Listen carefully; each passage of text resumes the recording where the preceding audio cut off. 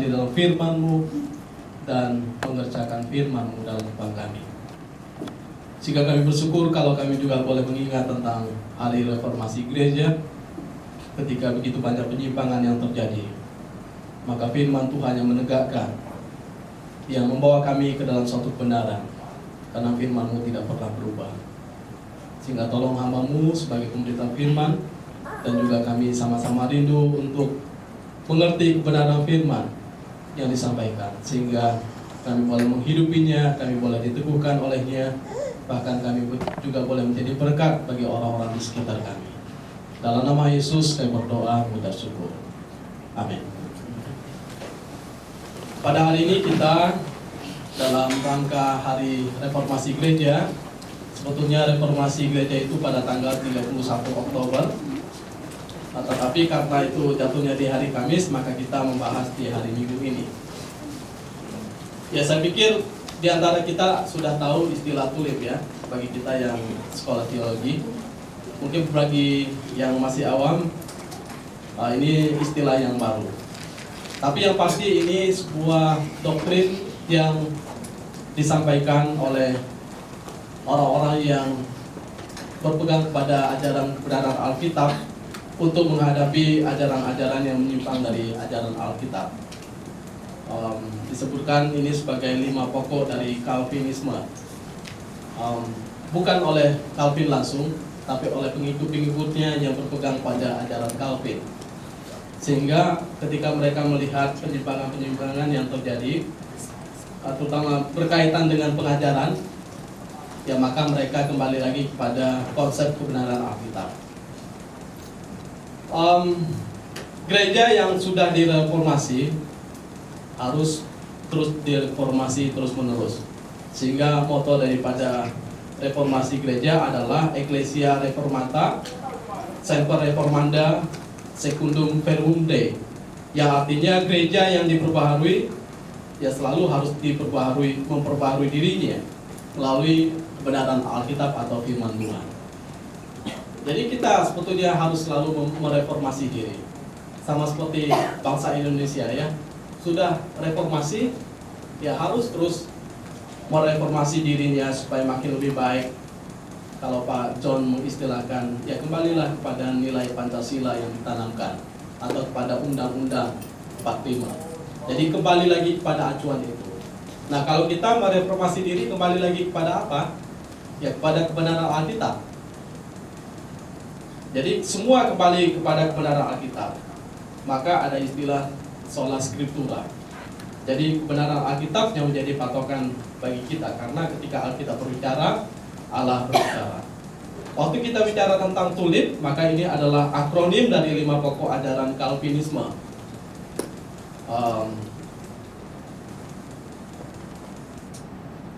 Jadi 5 akronim ini itu disingkat dengan kata depannya ya.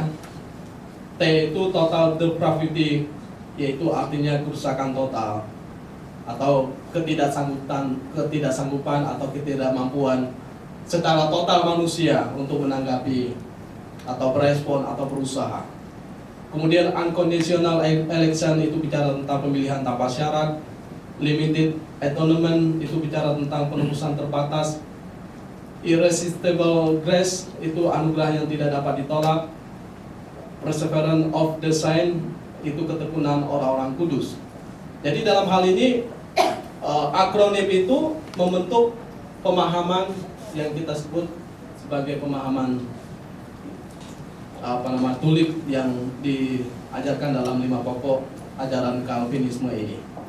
Nah, ini merupakan pegangan bagi kita sebagai orang percaya supaya kita tidak menyimpang. Saya senang dengan istilah yang disampaikan oleh Pak John dan Pak Simon bahwa memang kita perlu hal-hal yang praktis ya, tetapi juga kita perlu berpegang pada yang prinsip-prinsip. Kalau kita membahas Alkitab dari perikop, ya kadang kita bisa mengacu pada hal-hal yang praktis, tetapi kita juga jangan lupa kita perlu pegangan yang secara prinsip.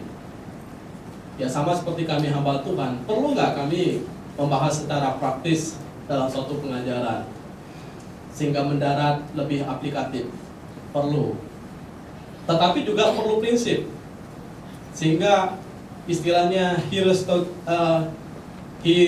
historical gramatikal dalam membaca Alkitab itu diperlukan supaya memegang prinsip yang diajarkan dalam Alkitab itu sesuai dengan teksnya, sesuai dengan konteksnya, sesuai dengan sejarahnya. Nah, demikian juga kalau kita bicara tentang doktrin, ya kita perlu memegang prinsipnya sehingga ini menjadi satu pegangan bagi kehidupan kita. Kenapa muncul yang namanya tulip ini? Ya karena ada lima pokok kaum Armenian yang muncul duluan ya. Itu dalam buku Remonstrant, atau artinya protes daripada kaum Armenian yang tidak setuju dengan berbagai ajaran yang disampaikan yang berkembang pada waktu itu, sehingga menimbulkan begitu banyak kebingungan. Nah, mereka menyampaikan seperti ini dalam 5 pokok pengajaran kaum Armenia. Ya, nanti kita bisa melihat ya pemahaman kita sebetulnya Calvin atau Armenia. Nah, saya berharap kita mulai memikirkan tentang pemahaman kita supaya kita tidak salah dalam pemahaman. Mereka berpikir bahwa yang pertama, kehendak bebas manusia untuk memilih yang baik atau yang jahat itu ada pada diri manusia. Jadi mereka menekankan tentang kehendak bebas manusia untuk memilih hal yang baik atau yang jahat. Kemudian mereka menekankan tentang pemilihan Allah yang bersyarat terhadap manusia, itu didasarkan pada iman dan perbuatan baik manusia yang sudah diketahui oleh Allah sebelumnya. Apa yang mereka mau tekankan dalam hal ini? Mereka mau tekankan bahwa ya kalau Tuhan memilih kita, itu karena perbuatan kita, itu karena iman kita. Dan Tuhan sudah tahu kita akan berbuat baik, Tuhan sudah tahu kita akan beriman kepada Dia sehingga Dia memilih kita. Itu penekanan daripada mereka. Lalu berikutnya, bagi mereka penebusan itu yang dikerjakan Kristus bersifat universal atau menyeluruh pada semua orang. Jadi pada akhirnya tidak ada yang masuk neraka ya. Jadi semua orang akan masuk surga. Tapi juga ada pemahaman yang tidak sejauh itu. Mereka berkata karena semua umat manusia yang mempunyai kemungkinan untuk berespon terhadap anugerah Allah. Kalau dia berespon ya dia akan terima keselamatan. Tapi kalau tidak ya maka dia akan tidak diselamatkan atau tidak menikmati anugerah penebusan daripada Tuhan Yesus Kristus. Jadi ada kemungkinan untuk dapat ditebus sebagai akibat dari pekerjaan Kristus. Dan penebusan ini perlu dimanfaatkan oleh manusia itu sendiri berdasarkan imannya. Istilahnya Tuhan sudah mati ya kita harus memanfaatkan supaya kita ditebus. Nah, itu pemahaman mereka. Secara secara tidak sadar sepertinya ini ajaran yang bagus ya. Tapi kemudian kita melihat apa yang mereka juga tekankan di dalam bagian yang keempat, itu bicara tentang keterbatasan pekerjaan Roh Kudus. Jadi sebab Dia memanggil manusia untuk bebas memilih bertobat dan manusia dapat menolaknya. Dengan kata lain ya Roh Kudus itu ya akan memimpin saja, tapi kehendak bebasnya ada pada kita. Kita bisa memilih untuk menerima Dia, kita bisa memilih untuk menolak Dia. Jadi itu sangat bergantung pada manusia, bukan karena pekerjaan Roh Kudus. Jadi kita bisa melihat dari awal sampai akhir itu lebih banyak menekankan tentang kedaulatan manusia atau kebebasan manusia untuk keselamatan mereka. Juga bicara tentang dalam yang kelima, kemungkinan orang-orang kudus untuk kehilangan anugerah Allah. Ya kalau memang usaha manusia ya pasti kita akan kehilangan keselamatan. Bahkan tidak akan mungkin dapat keselamatan, bukan hanya kehilangan. Nah ini yang disampaikan oleh mereka. Karena mereka lebih bicara tentang kemampuan manusia dalam hal ini untuk memperoleh anugerah, untuk memperoleh keselamatan. Sehingga mereka berpikir bahwa ya itu bergantung pada kita masing-masing. Nah kita harus memperhatikan apa yang disampaikan oleh Alkitab.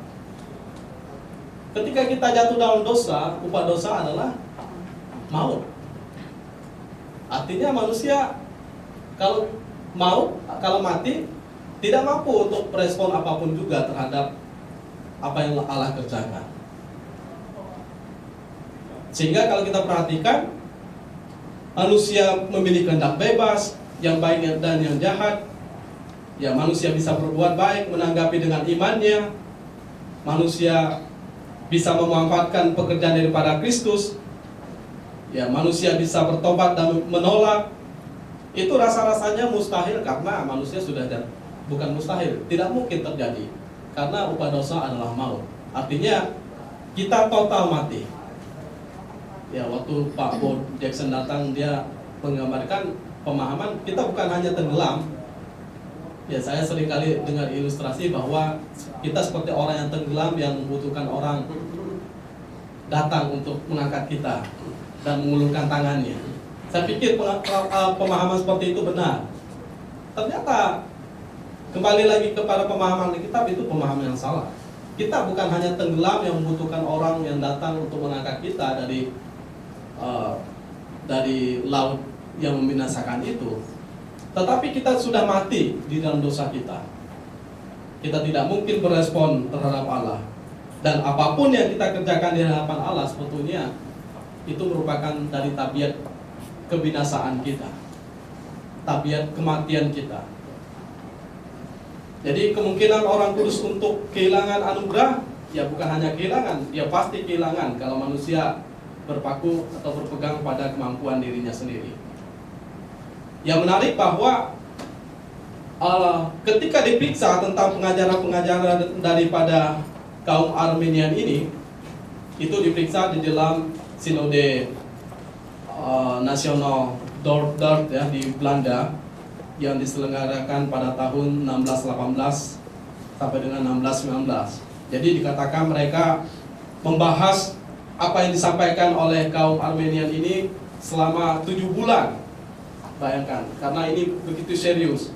Lalu mereka juga membahas tentang artikel-artikel yang disampaikan oleh kaum Armenian ini. Mereka bersidang selama 154 kali. Ya, sinode biasanya berapa kali dalam satu tahun bersidang? Paling sekali ya dalam 1 tahun, atau 5 tahun sekali. Tapi yang pasti bahwa mereka bersidang selama 154 kali persidangan itu untuk memang memahami, mengerti, mempelajari, memeriksa sesuai dengan ajaran firman Tuhan. Apakah ini ajaran benar atau tidak? Ketika mereka meneliti dengan saksama, ya ini pakar-pakar semua, maka mereka melihat bahwa tidak ada satupun dari ajaran itu ditemukan bukti yang benar, yang sesuai dengan kebenaran firman Tuhan. Nah, ini saya ingin beri garis bawahi kepada kita bahwa kita tidak boleh secara serta-merta menerima semua ajaran yang masuk. Kita harus memfilternya, kita harus memikirkannya secara serius, secara kritis. Kenapa? Bukan hanya sekedar suatu ajaran yang kita pahami, tetapi nanti itu berlaku dalam aplikasi kehidupan kita. Seperti yang kita pahami, itu yang akan kita lakukan. Sama seperti misalnya, seperti apa yang kita pahami tentang cara mengajar anak kita, nah itu yang nanti akan kita berlakukan kepada anak-anak kita. Nah, sehingga hati-hati di dalam bagian ini. Pemahaman Tulip menjelaskan kepada kita tentang bagaimana manusia yang sudah jatuh dalam dosa, manusia itu mengalami kerusakan total. Atau dalam istilah lain, mengalami yang namanya ketidakmampuan total, ketidakberdayaan secara total. Meskipun kita masih hidup, kita masih bernapas, tapi kita tidak mampu lagi memahami pekerjaan-pekerjaan Allah yang baik bagi kehidupan kita. Kita tidak mampu lagi untuk berespon terhadap Dia, terhadap apa yang benar, apa yang baik menurut pikiran Allah. Ya, kita cenderung mengikuti jalan kita sendiri. Jadi kejatuhan manusia dalam dosa membuat manusia ternoda dalam setiap aspek kehidupan ya. Bahkan hati, emosi, keinginan, pikiran, relasi, bahkan tubuh manusia, termasuk juga tujuan-tujuan hidupnya menjadi tercemar. Sehingga gak heran semua kita itu mewarisi yang namanya tabiat dosa. Saya tanya kepada Pak Simon, Pak, bagaimana orang di Australia? Apakah sama dengan orang Indonesia? Jawabannya menarik, adalah sama seperti kita. Lebih buruk. Ya, artinya bahwa tidak ada sesuatu yang lebih baik, karena manusia hidup dalam dosa. Mungkin secara budaya ada budaya yang lebih baik, tetapi secara keberadaan diri manusia, ya manusia mengalami yang namanya rusak total ya.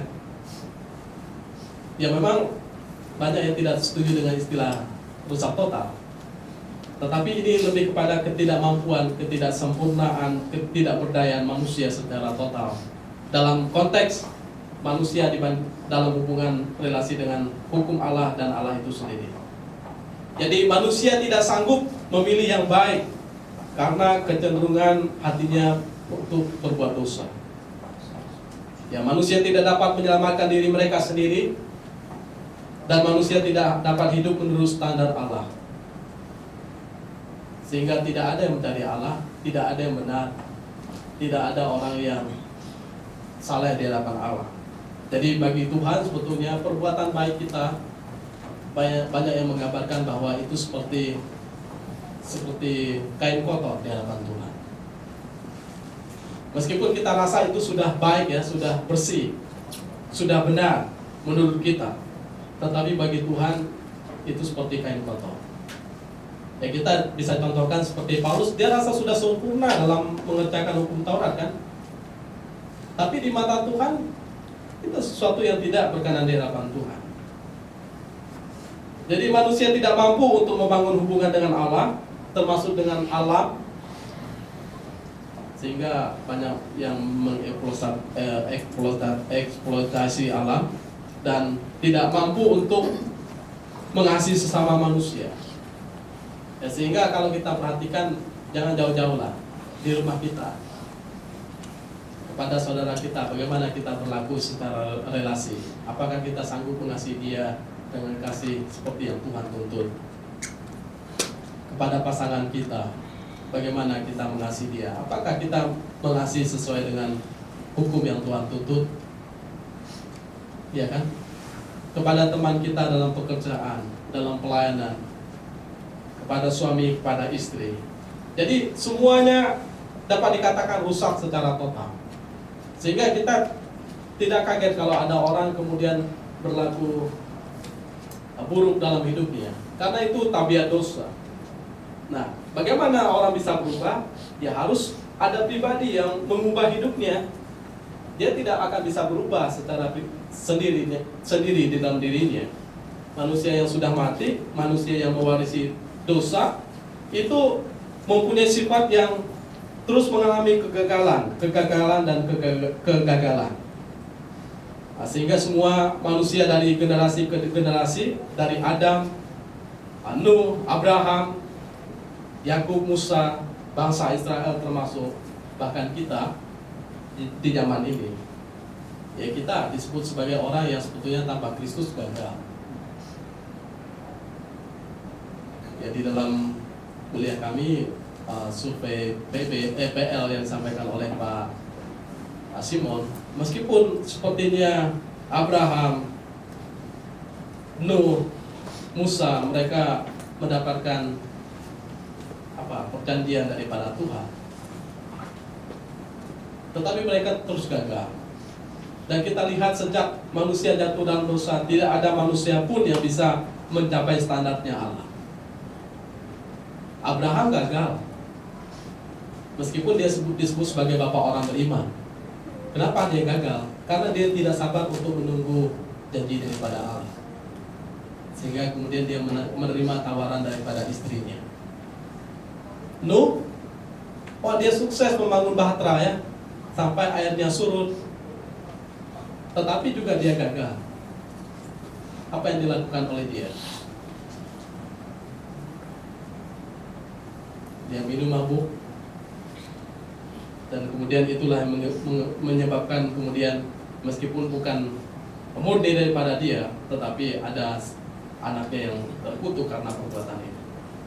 Tapi yang pasti bahwa tidak ada manusia pun yang yang dikatakan layak kalau Tuhan mau melayakkan dia.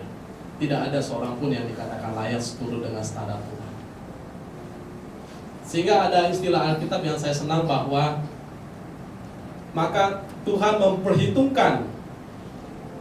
Yang memperhitungkan ini bukan karena kelayakan ya, tetapi karena ya Tuhan melihat Abraham melakukan apa yang sesuai dengan apa yang Tuhan mau, maka Tuhan memperhitungkan kepadanya sebagai sesuatu kebenaran. Dan ini bicara tentang ketidakmampuan Abraham, tapi Tuhan tetap memperhitungkan. Dan juga bicara tentang bagaimana Musa, kalau kita perhatikan, dia luar biasa memimpin bangsa Israel keluar daripada Mesir, mengalami kesulitan memimpin umat penuh dengan keluh kesah. Begitu banyak mujizat berkat yang Tuhan anugerahkan. Tetapi kemudian pada titik tertentu Musa menjadi marah sekali, sehingga dikatakan dia memukul ya dengan suatu kemarahan. Tapi bagi Tuhan itu berarti dia menghina kekudusan Tuhan, sehingga dia tidak masuk ke tanah Kanaan.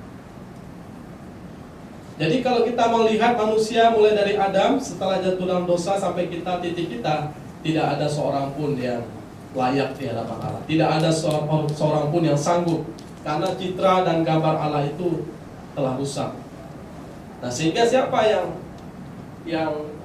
bisa memulihkannya? Nah, ini menarik ya yang disampaikan oleh Pak Simon, saya catat di survei PL. Sebaik apapun pertolongan Tuhan, ya manusia mengalami pertolongan Tuhan, manusia tetap masih gagal. Sampai Allah memberikan hati yang baru kepada manusia, sehingga manusia bisa menanggapi kebaikan dan kesetiaan Tuhan. Jadi menarik, kita bukan hanya gagal, tapi sebaik apapun pekerjaan Tuhan bagi kehidupan kita, kita nggak bisa pernah mengerti kebaikan Tuhan itu sampai Tuhan memberikan hati yang baru kepada kita. Dan itu yang terjadi. Jadi manusia tidak mungkin akan diperbaiki, dipulihkan sebaik apapun pekerjaan Tuhan bagi dirinya.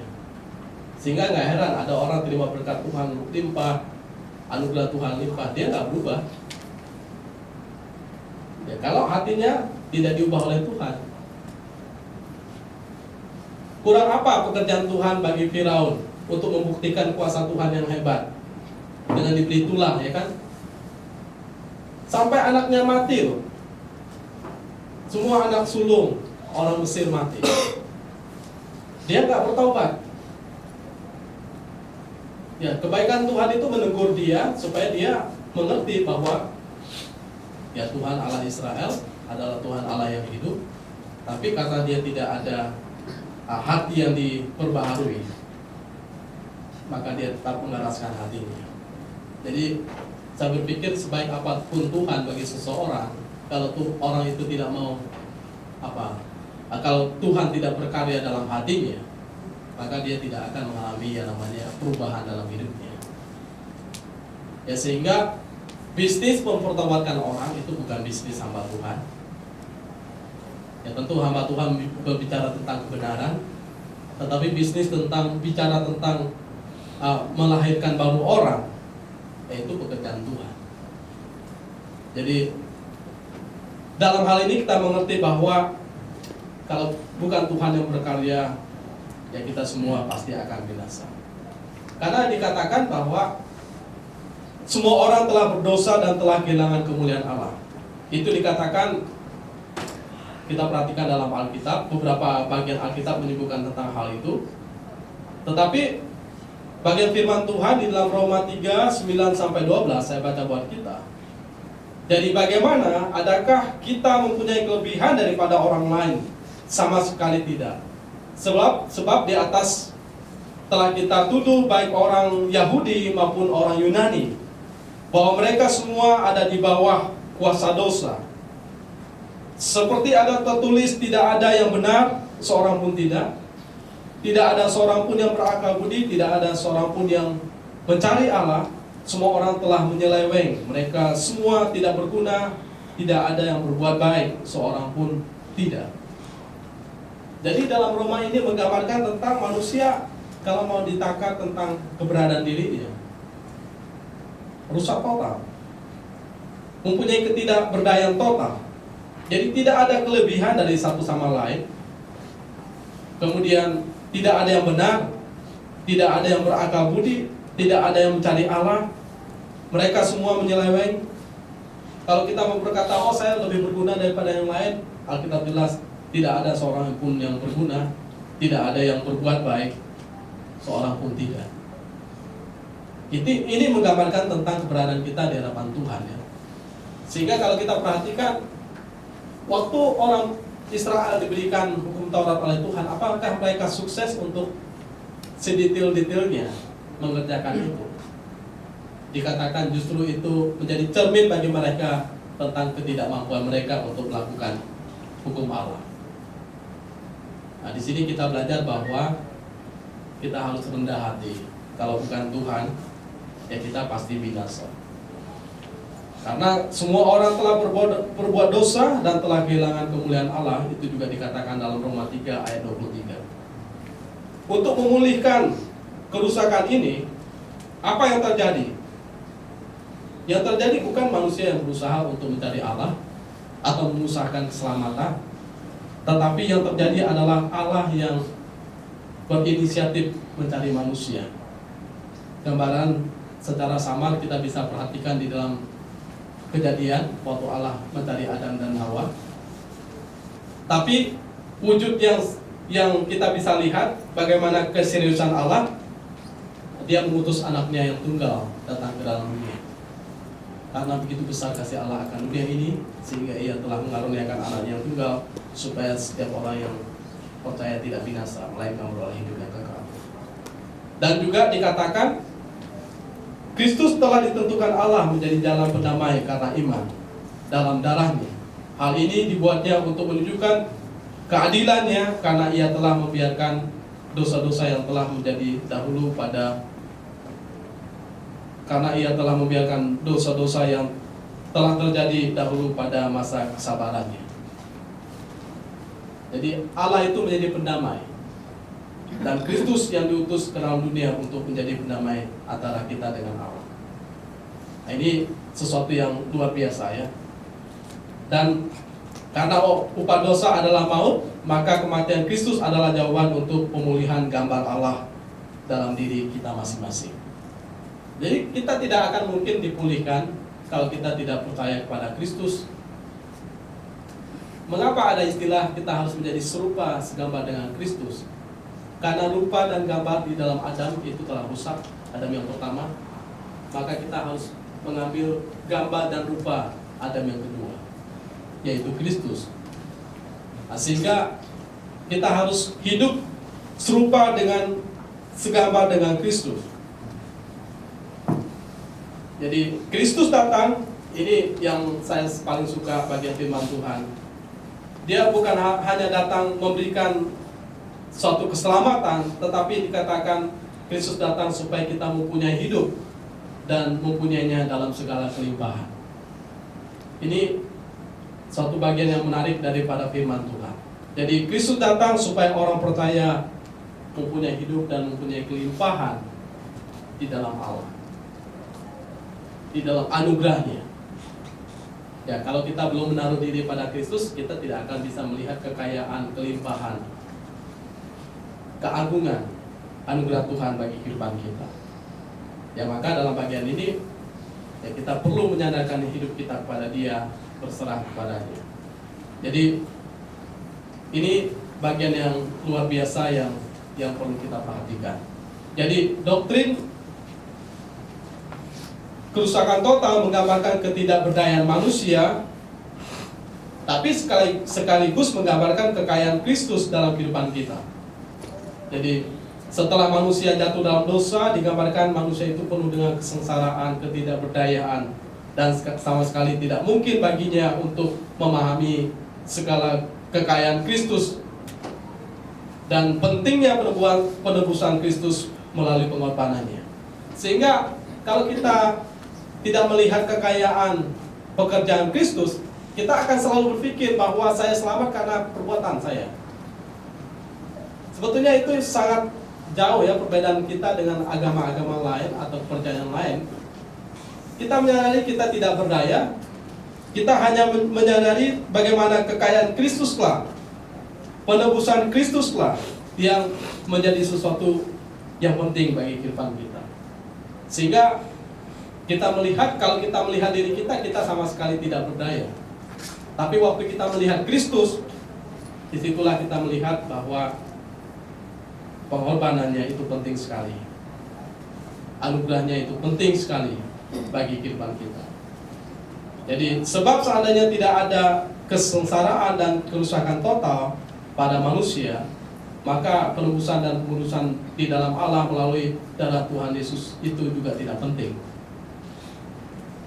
Kalau kita tidak melihat kerusakan total, saya masih mampu kok untuk melakukan ini, melakukan itu, maka kita menganggap bahwa nggak penting Tuhan Yesus datang ke dalam dunia. Ya memang tidak penting kalau kita masih berdaya untuk menyelamatkan diri kita sendiri. Tetapi Alkitab berkata tidak ada seorang pun dari antara kita yang terbilang yang berdaya kecuali Kristus ya untuk diselamatkan. Kita melihat unconditional election, pemilihan tanpa syarat. Manusia yang telah mati dalam dosa tidak mampu menanggapi, berespon kepada Allah, apalagi mencari Allah. Jadi Allah lah yang berinisiatif, bermurah hati mencari manusia dan memilih orang-orang yang diselamatkan di dalam kekekalan sebelum dunia dijadikan. Kalau kita memperhatikan bagian ini, unconditional election, berarti kita harus melihat pemilihan tanpa syarat. Jadi manusia yang mati dalam dosa, manusia bergantung penuh pada kemurahan dan kedaulatan Allah, bukan bergantung pada manusia, keputusan manusia, jasa manusia, kebaikan manusia. Tetapi bergantung penuh pada keputusan Allah, ketetapan Allah, kemurahan Allah, pemerintahan Allah. Jadi bukan manusia dalam hal ini yang harus mempunyai syarat tertentu baru bisa diselamatkan. Tetapi Allah yang sudah menentukan syaratnya. Siapa yang percaya kepada Kristus, mereka diselamatkan. Tetapi tidak percaya kepada Dia, binasa. Tetapi siapa yang percaya kepada Dia, Dia yang memilih mereka. Ya banyak orang tidak setuju dengan pemahaman ini karena berpikir bahwa Tuhan tidak adil. Tuhan memilih orang tertentu yang selamat, Tuhan kemudian menolak orang tertentu kemudian tidak diselamatkan. Tetapi dalam bagian ini kita harus memahami kebaikan, kesetiaan, hikmat Allah lampau daripada kemampuan, hikmat yang kita miliki. Jadi tidak bisa kita menuduh Allah tidak baik di dalam cara. Sama seperti misalnya tentang apa yang Tuhan kerjakan dalam kehidupan kita, kita tidak bisa menuduh bahwa Allah tidak baik karena kita mengalami kondisi tertentu dalam kehidupan kita. Tuhan dalam semua hikmatnya, Dia tahu mengerjakan apa yang harus Dia lakukan. Jadi Tuhan berdaulat memilih orang-orang yang diselamatkan berdasarkan kebaikan dan kehendak-Nya. Kalau Tuhan mau, maka semua kita pasti binasa. Tidak ada seorang pun yang layak. Tapi bersyukur kalau Tuhan memanggil kita, kemudian kita diselamatkan. Ya maka kalau kita terpanggil, itu bukan karena pekerjaan kita, tapi ada Roh Kudus Tuhan yang menggerakkan hati kita untuk kita berespon kepada Tuhan. Jadi di sini kita melihat bahwa manusia betul-betul sudah mati dalam dosa, sehingga bukan berdasarkan kebaikan, karakter, jasa, dan usaha manusia maka Allah kemudian memilih kita, tetapi murni karena berdasarkan kebaikan Tuhan bagi kehidupan kita. Mari kita lihat di dalam Roma